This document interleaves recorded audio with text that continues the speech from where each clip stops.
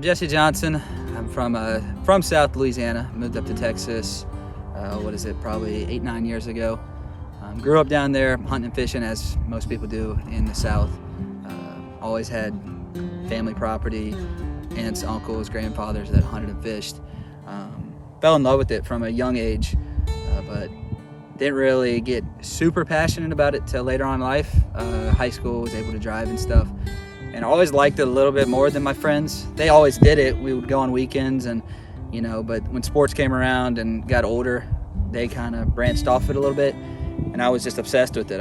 Any season that was in, if it was pig hunting, deer hunting, small game hunting, fishing, I wanted to do it. And when I got, probably 13, 14, I met an individual that my grandfather was friends with. And he was by far probably the best sportsman woodsman I ever met. And he introduced me to kind of a whole different world of hunting, just how he hunted, not just necessarily your classic box stand on a food plot, and learned a lot from him. He kind of got me into traditional bow hunting. I remember like it was yesterday, I went over to my grandfather's house, and he was sitting on his back porch talking to this gentleman named Mr. Oscar. And I introduced myself, I shook his hand, and my grandfather told me, he said, "You'll really like Mr. Oscar, Jesse. He caught it. He said he hunts with an Indian bow." "What do you mean an Indian bow?" He said, "Like a longbow." I was like, "What? People hunt with that?" I didn't even know people hunted with that. And he ended up inviting me over, and it was just kind of one of those things. The first time I ever drew back a stick bow and watched an arrow fly, and I hunted with a compound for years, I still do, but I just fell in love with it. Just how close you had to be, everything that went into it, from building arrows to, there's no handicap with it. It's you and that bow, and you got to make it happen. There's definitely pros and cons to it. Had a lot of deer, a lot of opportunities that I had to let walk that were 22, 25 yards, 30 yards. But really has kind of consumed me the last couple years. Had to relearn the way I hunted. But it's just so natural. I build bows, started doing that a few years ago, all the way from an Osage tree to a finished bow. Shoot laminated bows, recurves. But it's kind of become my focus over the last few years.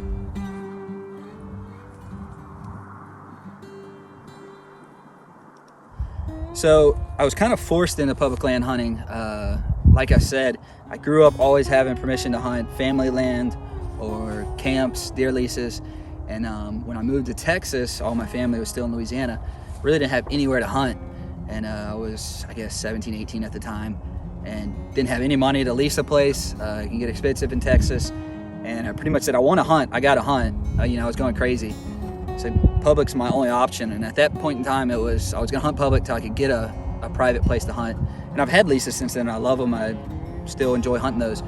But when I really started scouting and discovered that I had over 100,000 acres within an hour of my house that I could roam around, and it just, I became obsessed with it. It levels a playing field so much. When you're out there, truly the deer at anything you're hunting's at the advantage of it. You can't leave stands up, you can't bait, which I'm fine with all those things. I would do it if I had a leash right now, but on public you can't do it. And just, there's nothing like being on public, getting a deer at 5-10 yards, stalking up on a hog, anywhere that anybody can go and hunt. And I've over the last few years, I've not only fallen in love with public land and the access it gave me, the opportunities it gave me. There's not a species that I couldn't go hunt on public somewhere. It may not be the best elk hunting or the best pronghorn hunting or the best whitetail hunting, but I can go do it with an over-the-counter tag. Anybody can go do it, and it's just as much my land as it is anyone else's. It's just, it's hard to explain. I've become real protective of it.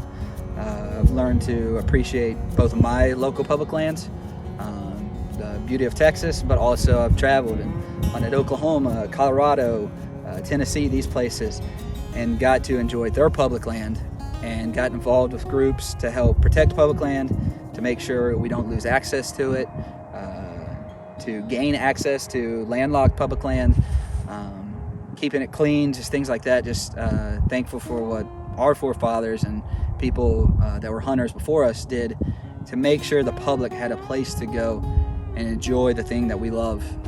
And like I said, I still hunt private. I'd probably say 80% of my hunting's on public land, and I don't feel like I miss out on anything. I feel like I would go stir crazy sometimes on some private land, just getting sick of looking at the same thing. I don't know, you're like a kid again in the woods. You mix that with a stick bow, you know, you can walk around literally as long as you want to all day. Walk around shooting stumps, shooting at small game, and to be on thousands of acres of public access, it's just, I don't know, you're never gonna lose it. So I've learned to just really embrace it. You know, some people say hunting for me is all about the meat. I want organic, free-range meat. I get that. Like, there's nothing better than sitting down, eating a meal of something that you harvested, you killed by yourself.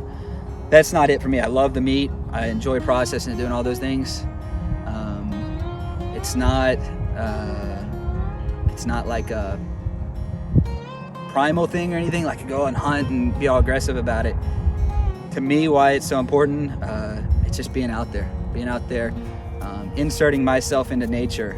It feels like where I'm supposed to be, for a small glimpse to blend in and be part of wildlife, and maybe a deer walk in front of me and not know I'm there, and not necessarily leaving my mark or presence, but I'm at peace, I'm relaxed, and I enjoy it. And you know, everybody has a hunter inside of them. It's how much you tap into it, and just going out and pursuing game ethically.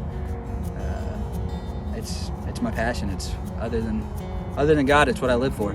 So I don't know. I've never been asked that question. I've just always known I was a hunter.